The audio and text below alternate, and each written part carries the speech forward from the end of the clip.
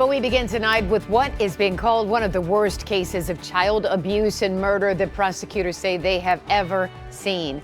Thank you so much for joining us for 7 News Detroit at 6. I'm Carolyn Clifford. And I'm Simon Shaquette. A 6-year-old boy's horrific death in Madison Heights now leading to charges. The community tonight left with many questions. It happened on July 30th. The child's mother, Elena Jennings, and her boyfriend, Daniel Giacchina, are now facing murder and first-degree child abuse charges.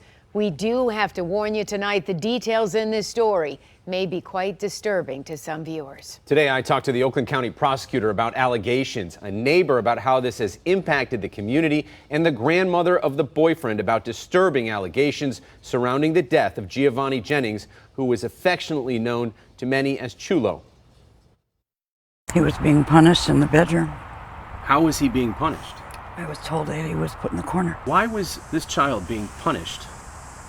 He was being real bad. I understand that he was being real bad to his brother. Ann Nix lives here in the Ackles mobile home community off DeQuinder, the same place prosecutors say 6-year-old Giovanni Jennings suffered blunt force trauma to the abdomen and a perforated bowel after a lengthy period of confinement and child abuse. When I was home the one day, I heard her reprimanding him, slapping him, with the belt. Nix is adamant she was unaware. Prosecutor Karen McDonald charged her grandson, 32-year-old Daniel Giacchina, and the child's mother, 25-year-old Elena Jennings, with murder and first-degree child abuse until I told her.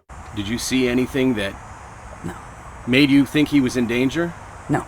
Photos taken during an autopsy in Wayne County revealed that Chulo had bruising and laceration on his entire body. Police say a 911 call July 30th made by his mother led to him being found not breathing. He was pronounced dead a day later at the hospital. Both Giacchina and Jennings would watch video clips of Chulo, quote, misbehaving, which would include Chulo trying to urinate, drink, or leave the corner. Prosecutors say after initial charges of lying to police were filed, they discovered video evidence to show the boy was shot with a BB gun, confined to a bedroom wall using a staple gun, and that he began vomiting due to injuries. Both Jennings and Giacchina laughed about the photo and Giacchina's use of the staple gun to solve, quote, the problem. The abuse involved physical violence and assault, including shooting at Chulo with a BB gun.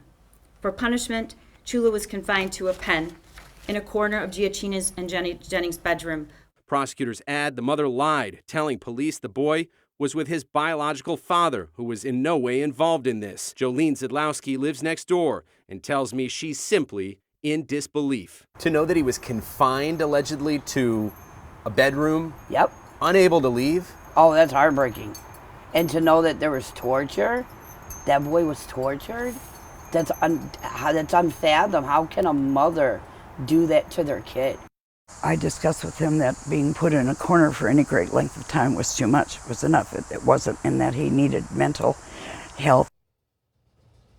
Right now, those charged remain in jail without bond and will be in court for an upcoming hearing August 21st to bring you those latest developments. Carolyn? I mean, Simon, all of these details are just so horrific. Did anyone ever call to get some help for this child, called Child Protective Services or anything like that? We've asked. They're still looking into that. They haven't been able to give us a clear answer, but they have now obviously reached out to the state because there were other children in that home, and CPS is now very much involved. Oh, good. So now the other children are out of that home. Thank goodness. All right, Simon. Wow.